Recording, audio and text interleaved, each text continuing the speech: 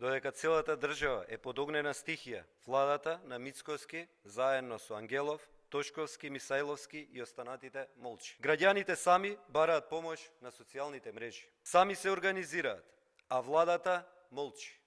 Нема реакција, нема логистика, нема држава. Градоначалникот на Чучер Сандево веќе прогласи вонредна состојба. Само еден ден по спектакуларното сликање со импровизирана противпожарна единица и старите хермелини од армијата, на дело ја видовме нивната неспособност и опасната импровизација.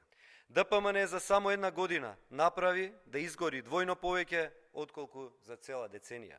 Минатата година изгореа 12% од територијата на државата. Повеќе отколку за сите 7 години додека СДСМ беше на власт. Иако цела година имаа време да се подготват, владата не набави нова опрема. Не вработи обучени пожарникари со достоинствени услови. Не ја сервисираше флотата на авиони за гасење. Повторно Мицкоски и неговите кадри го оставија народот сам на себе. Во исто време не им фалеше буџет за службени возила, за советници со плати од 100.000 денари, за приватни авиони и луксус. Од тука го прашуваме Мицкоски дали во било која земја во светот се гасат пожари со БТРи и хермелини од армијата. Ова не е ниту НАТО, ниту Европа, ова е циркус.